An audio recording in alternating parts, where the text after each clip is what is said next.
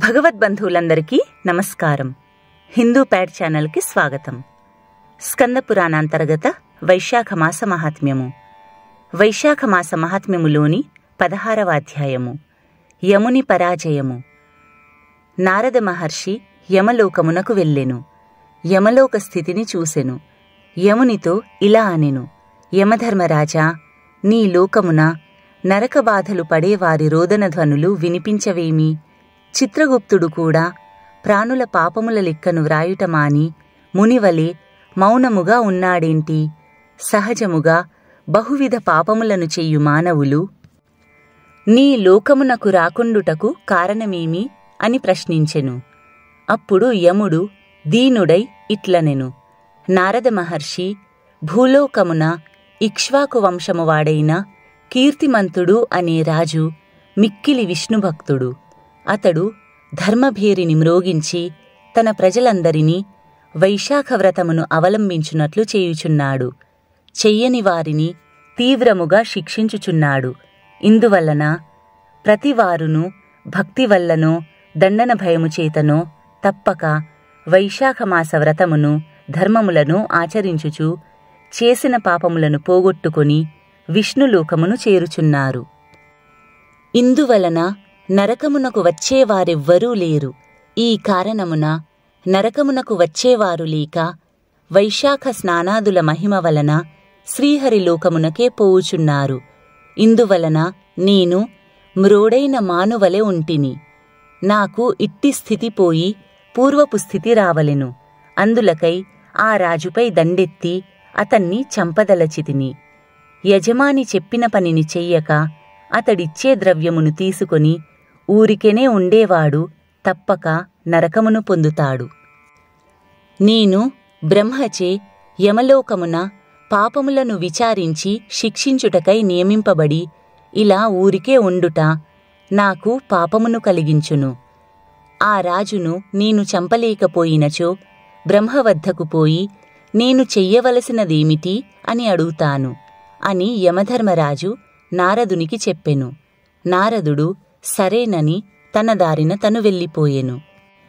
యమధర్మరాజు తన వాహనమైన మహిషమును ఎక్కి భయంకరాకారముతో యమదండమును ధరించి భీకరులగు 50 కోట్ల యమభటులతో కీర్తిమంతుని పట్టణమును ముట్టడించి శంఖమును ఊది అతన్ని యుద్ధమునకు పిలిచెను.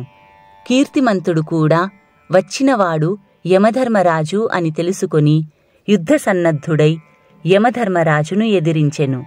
యమునకు కీర్తిమంతునకు మిక్కిలి భయంకరమైన యుద్ధము జరిగెను. యముని సేవకులగు మృత్యువు, రోగము, యమదూతలు కీర్తిమంతుణ్ణి ఎదిరింపలేక పారిపోయారు. యముడు ప్రయోగించిన ఆయుధములన్నీ కీర్తిమంతుని ఆయుధముల ముందు శక్తిహీనములైనవి. తుదకు యముడు బ్రహ్మాస్త్రముతో అభిమంత్రించి దండమును కీర్తిమంతునిపై ప్రయోగించెను. మిక్కిలి భయంకరమైన ఆ యమదండమును చూసి అందరూ బెదిరి హాహాకారములు చేశారు. అప్పుడు శ్రీహరి తన భక్తుడగు కీర్తిమంతుని రక్షణకై తన సుదర్శన చక్రమును పంపెను. భయంకరమగు సుదర్శన చక్రము యమదండమును దానిలోని బ్రహ్మాస్త్రమును శక్తిహీనముల గావించి మరలించి యమునిపై మరలెను. విష్ణుభక్తుడగు కీర్తిమంతుడు శ్రీహరికి నమస్కరించి ఆ చక్రమును ఇలా స్తుతించెను: సహస్రార నమస్తేస్తు విష్ణుపాని విభూషణ త్వం సర్వలోకరక్షాయై హరినాచ ధృతః పురా త్వాం యాచేద్యయ మంత్రాతుం విష్ణుభక్తం మహాబలం నృణాందేవ ద్రుహాంకాల స్వమేవ హినచాపరః తస్మాదేనం యమం రక్ష కృపాంకురు జగత్పతే అని కీర్తిమంతుడు ప్రార్థింపగా సుదర్శన చక్రము యముణ్ణి విడిచి దేవతలందరూ చూస్తుండగా ఆ రాజు వద్దకు వచ్చి నిలిచెను. యముడు తన సర్వప్రయత్నములు వ్యర్థములగుటను గమనించెను. కీర్తిమంతుడు సుదర్శనమును ప్రార్థించి తనను రక్షించుటను చూసి మిక్కిలి అవమానమును విషాదమును పొందెను. యముడు తల వంచుకొని సవిచారముగా బ్రహ్మదేవుని వద్దకు వెళ్ళెను. ఆ సమయమున బ్రహ్మ సభదీర్చి ఉండెను.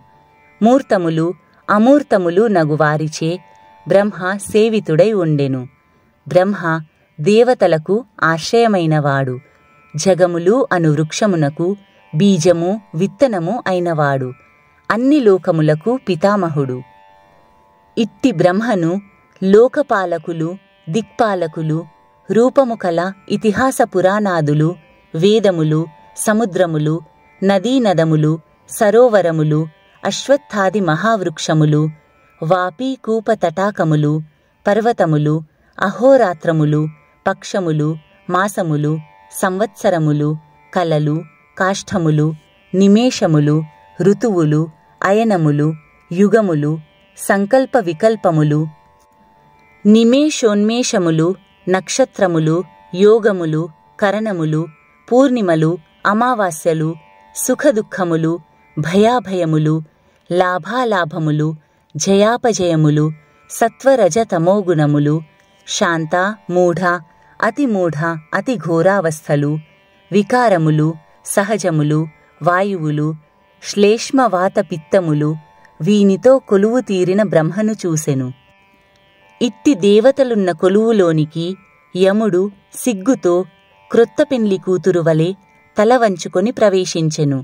ఇలా సిగ్గుతో తన వారందరితో వచ్చిన యముణ్ణి చూసి సభలోని వారు, క్షణమైనా తీరిక ఉండని ఇతడు ఇక్కడికి ఎందులకు వచ్చెను, తల వంచుకొని విషాదముగా ఉండుటకు కారణమేమిటా అని సభలోని వారు విస్మయపడ్డారు.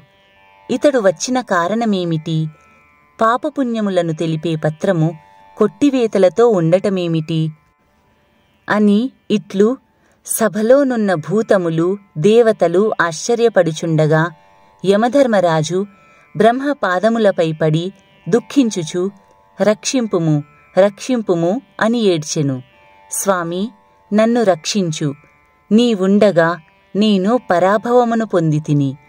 మానవుల పుణ్యపాపములు తెలుపుటమున పాపములను నేనే వ్రాయించి నేనే కొట్టివేయించవలసి వచ్చింది. నేను నిస్సహాయముగా నిర్వ్యాపారముగా చేతులు ముడుచుకుని ఉండవలసి వచ్చింది అని పలికి నిశ్చేష్టుడై ఉండెను. దీనిని చూసి సభలో గగ్గోలు బయలుదేరెను. స్థావర జంగమ ప్రాణులన్నింటినీ ఏడిపించే ఇతడే ఏడ్చుచున్నాడేమిటి? అయినను జనులను సంతాపపరుచువాడు శుభమును పొందునా? చెడు చేసినవాడు చెడును పొందక తప్పునా అని సభలోని వారు పలు విధములుగా తమలో తాము అనుకున్నారు. వాయువు సభలోని వారిని నిశ్శబ్దపరిచి బ్రహ్మపాదములపై వ్రాలిన యమధర్మరాజును దీర్ఘములు దృఢములు అగు తన బాహువులతో పైకి లేవదీసెను. దుఃఖించుచున్న అతన్ని ఆసనముపై కూర్చుండబెట్టి ఊరడించెను. నిన్ను పరాభవించిన వారెవరు? నీ పని నిన్ను చేసుకోనీకుండా అడ్డగించిన వారెవరు? ఈ పాపపట్టికను ఇలా తుడిచిన వారెవరు? వివరంగా చెప్పు. నీవెందులకు వచ్చితివి?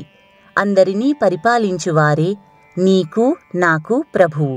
భయము లేదు, చెప్పుము అని వాయువు అడగగా యమధర్మరాజు అయ్యో అని అతి దీనముగా పలికెను.